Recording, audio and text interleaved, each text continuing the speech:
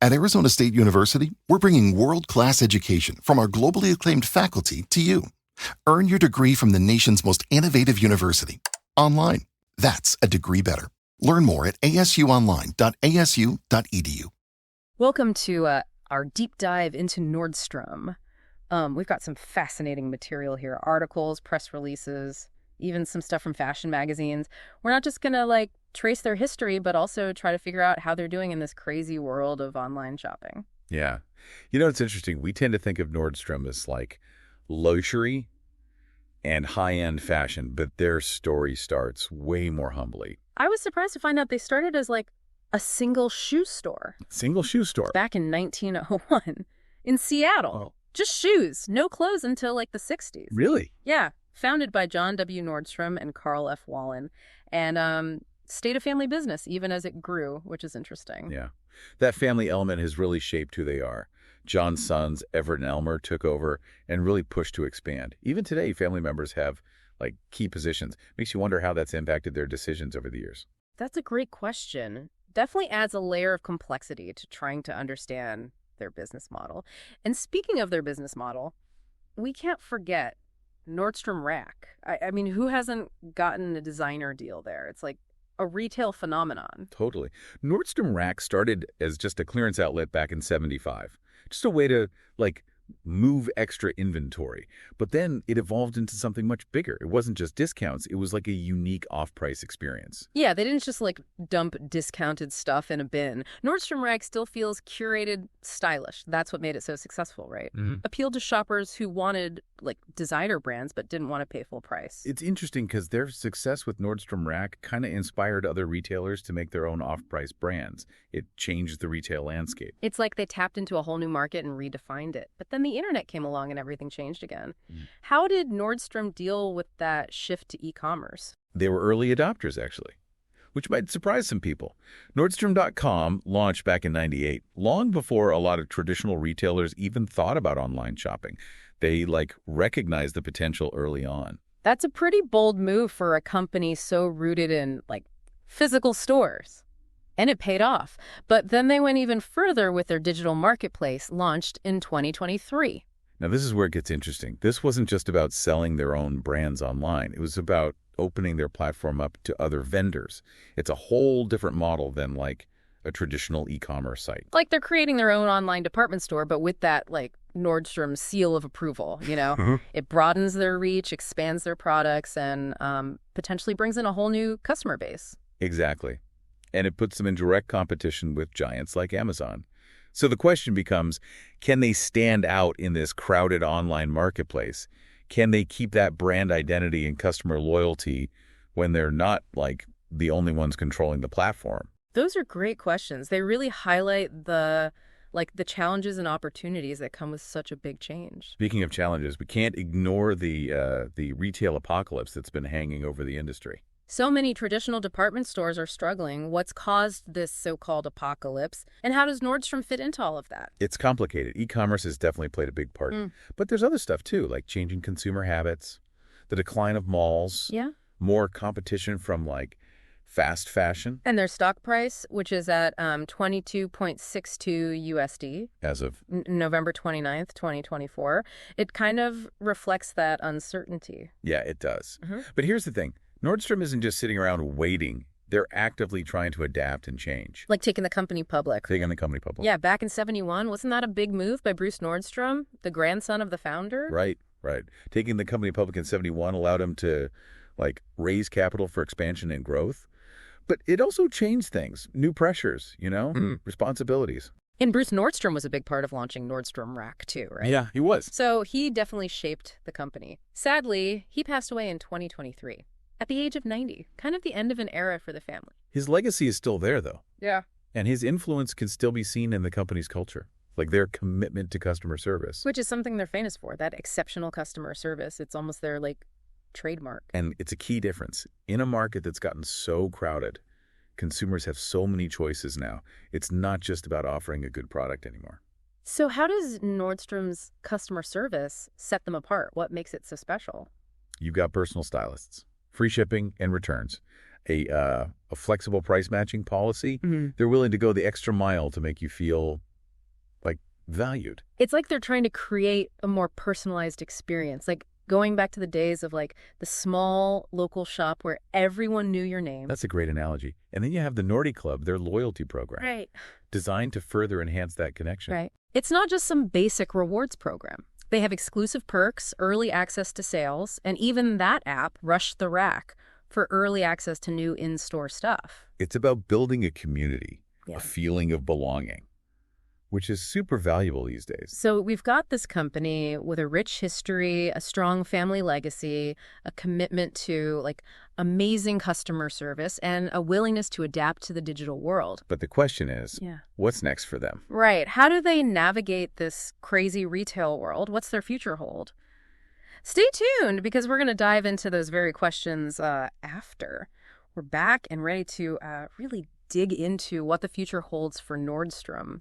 It's a pretty fascinating look at how a traditional retailer can adapt to the changing world of, buying and selling stuff. It really is. And one thing that stands out is like their willingness to experiment. They're not afraid to try new things, push the boundaries. Like launching that digital marketplace. Yeah. That was a bold move. It was. But it also raises questions about how they maintain their reputation for quality and customer service when they're not the only ones, curating the platform anymore. Right.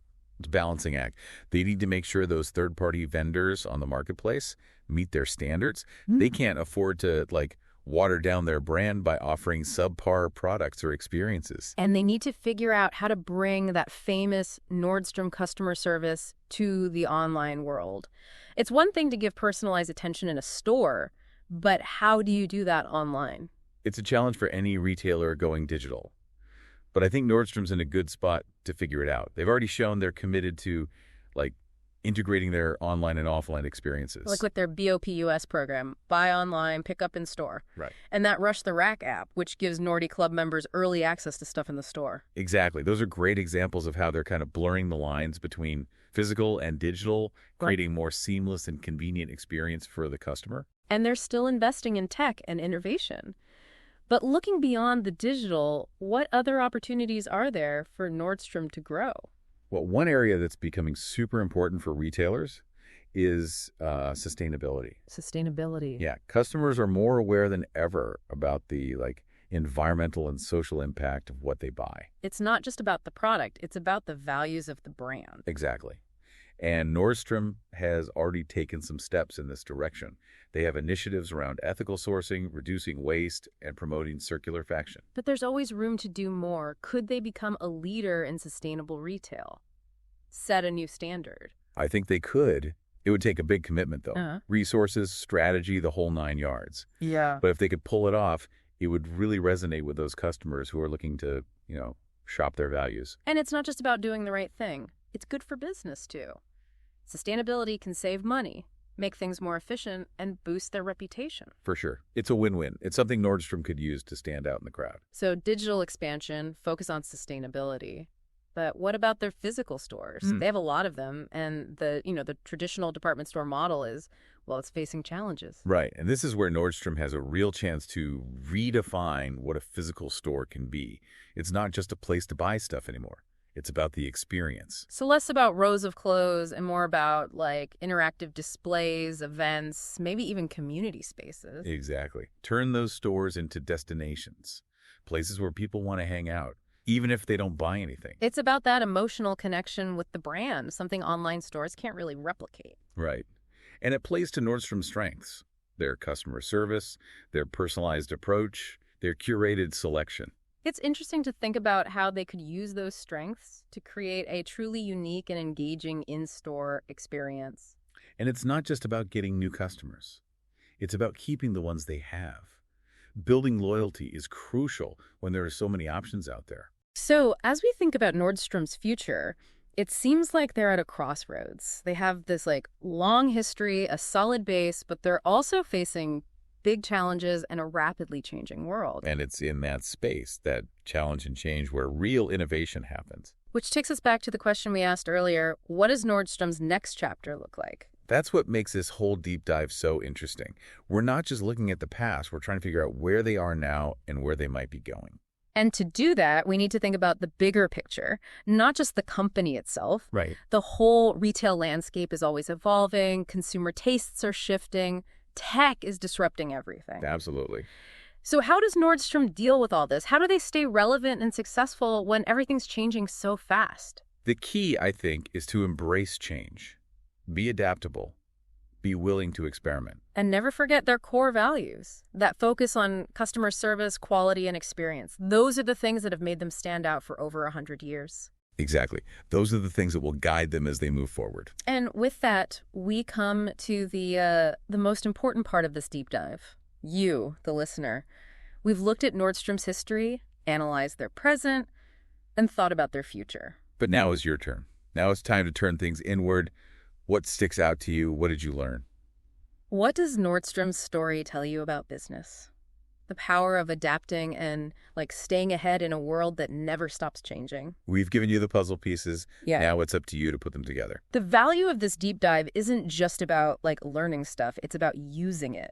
Taking what we've discussed and using it to make your own decisions, strategies, whatever. So as we wrap up this look at Nordstrom, we want to leave you with one last thought. Knowing what you know now, do you think Nordstrom's in a good place for the future of retail? What's their next big move going to be? That's the big question, right? They've been really good at adapting. They have. But retail is constantly changing. Predicting the future is tough. Like trying to hit a moving target. But based on what we've talked about, what are some possibilities? Well, one option is they go all in on personalized experiences, online and in stores. Imagine a world where your Nordstrom experience is completely tailored to you, your preferences, your style, even your values. That would be amazing. It's like having your own personal stylist and shopper all in one. Exactly. They could use, data and tech to create a truly custom experience, from product recommendations to events and workshops. And they could turn their stores into these experiential hubs where people can connect with the brand on a deeper level. Think interactive displays, pop-ups, styling sessions, even community gatherings. It's about creating a sense of belonging, a place where people want to be and connect with others who share their interests. That's a really cool idea. It's almost like they'd be going beyond just retail and into, lifestyle. And that could really set them apart. In a world where people are looking for more than just stuff to buy. Another path they could take is to become a leader in sustainable fashion. We talked about how people are becoming more aware of the environmental and social impact of what they buy. Definitely. Nordstrom could really tap into that by making sustainability a core part of who they are. They could work with ethical and eco-conscious designers, do circular fashion initiatives, even just teach their customers about why sustainability matters. Imagine if they were known as the place to go for sustainable fashion. That'd be a powerful message. It would. It would set them apart and attract customers who are looking to shop according to their values. So personalized experiences, sustainable fashion, anything else that could be a game changer for Nordstrom. Well, there's always technology. We've seen them embrace e-commerce and build that digital marketplace. But what if they pushed even further? What do you mean?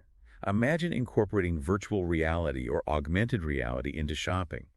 People could try on clothes virtually, see how furniture would look in their homes, even attend fashion shows from their couch. Wow, that would totally change how we shop. And it would give Nordstrom a big advantage. It's exciting to think about all the possibilities, and that's what makes this deep dive so interesting. It's not just about looking back, but looking ahead. And it's something we're all a part of. As shoppers, we have a say in the future of retail, with our choices and, our voices. So as we wrap up our look at Nordstrom, we leave you with this. What role do you want to play in shaping the future of retail?